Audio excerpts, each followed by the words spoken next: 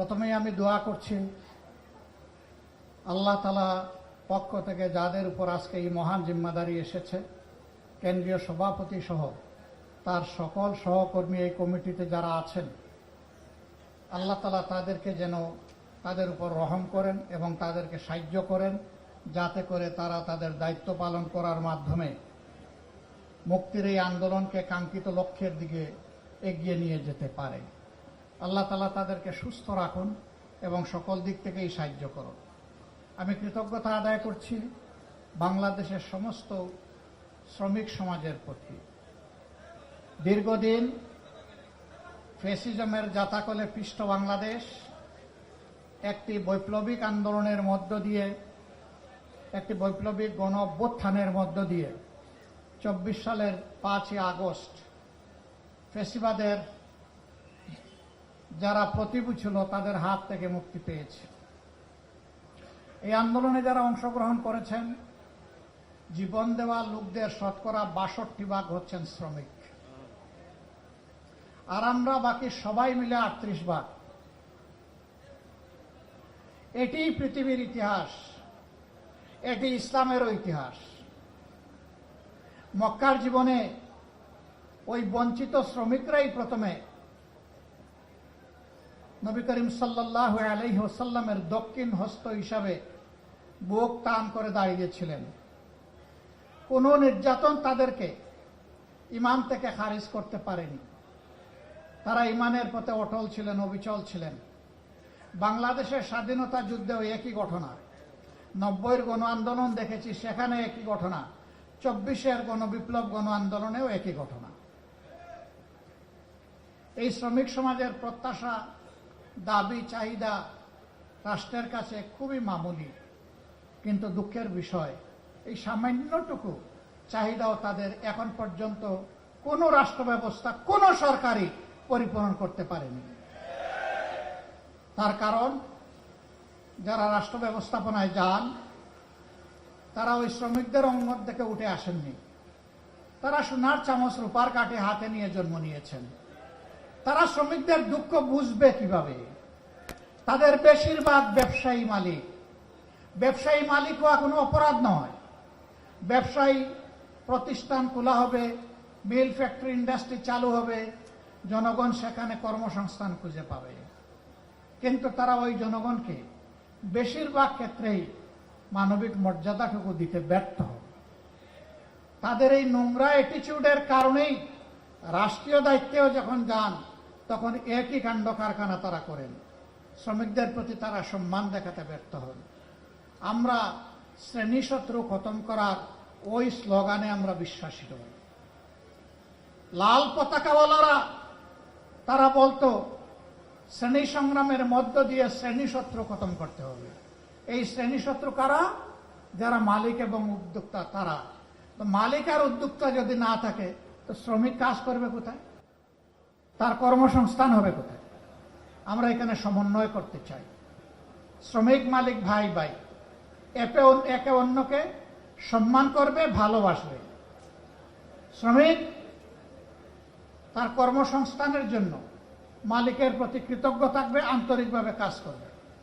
আবার মালিক একথা মনে করবে যে তার পুঁজি আর তার যন্ত্রপাতি অচল যদি এই শ্রমিক না থাকে। অতএব শ্রমিক বাঁচলে মালিক বাঁচবে, শিল্প বাঁচবে।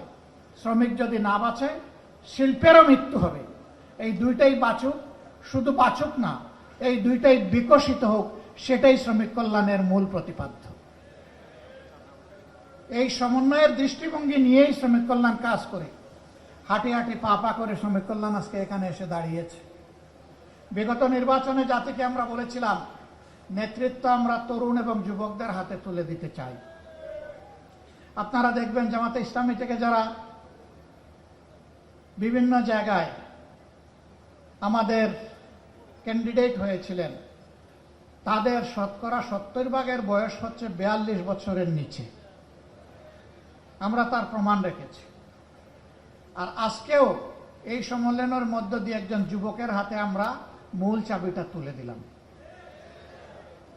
আমরা চাই যৌবনের এই শক্তিটা জাতি গঠনের কাজে লাগুক। আমাদের এই বয়সে যতটুকু পেরেছি আমরা দিয়েছি। এখন পতাকা আমরা যুবকদের হাতে তুলে দিতে চাই। তারা এই পতাকা নিয়ে সামনে এগিয়ে যাবে ইনশাআল্লাহ। আজকের এই দিনে সরকারের কাছে আমার স্পষ্ট দাবি, শ্রমিকরাও এই সমাজের নাগরিক। ভোট শ্রমিকরাও আমাদেরকে দেয়, আপনাদেরকেও দিয়েছে। সুতরাং শ্রমিকদের সব বিষয় মালিকদের ঘাড়ের উপর ঠেলে দিবেন না।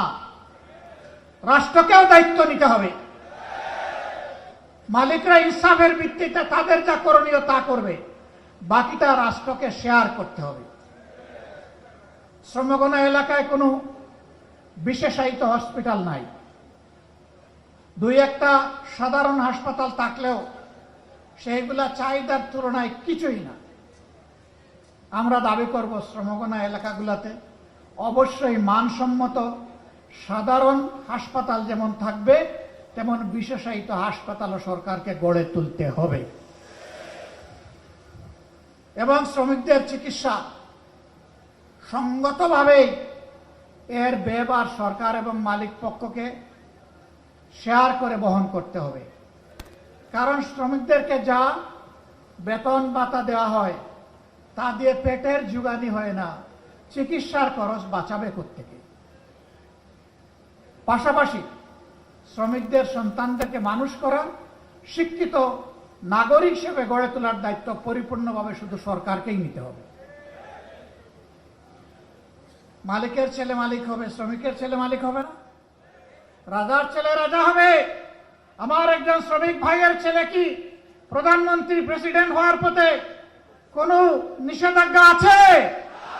আমরা চাই সেই শ্রমিক বন্ধুটি ভাইটির ঘর থেকে আগামী দিনের প্রধানমন্ত্রী বের হয়ে আসুক। সেই শিক্ষা, সেই পরিবেশ সরকারকে, রাষ্ট্রকে নিশ্চিত করতে হবে। বন্ধুগণ, অনেক কথা ছিল, একটা আজান হয়ে যাবে। এই জন্য আমি আজকে কথা এখানেই রাখলাম। মুক্তির ময়দানে লড়াই হবে। আমাদের অধিকার, জনগণের অধিকার আবার পায়ের তলায় পিষ্ট করার পায়তারা শুরু হয়েছে। আমরা সংসদ থেকে বের হয়ে এসেছি, কিন্তু আমরা আবার সংসদে ফিরে যাব। মাঝখানের জনগণকে সাথে নিয়ে জনগণের মুক্তির আন্দোলন আমরা গড়ে তুলব। এই আন্দোলনে জনগণের অধিকারের ব্যাপারে আমরা সরকার কিংবা যে কোনো কর্তৃপক্ষকে ইনশাআল্লাহ চুল পরিমাণ ছাড় দেব না। সেই আন্দোলনে অতীতের মতো গৌরবময় ভূমিকা পালন করার জন্য এগিয়ে আসার আহ্বান আপনাদের মাধ্যমে আমি গোটা শ্রমিক সমাজের কাছে রাখলাম। ইনশাআল্লাহ মুক্তির ময়দানে, আন্দোলনে, জনগণের মুক্তির লড়াইয়ে আবার দেখা হবে রাজপথে। আসসালামু আলাইকুম ওয়া রাহমাতুল্লাহ। বাংলাদেশ শ্রমিক কল্যাণ ফেডারেশন জিন্দাবাদ। বাংলাদেশ জামাতে ইসলামী জিন্দাবাদ। আসসালামু আলাইকুম ওয়া রাহমাতুল্লাহ।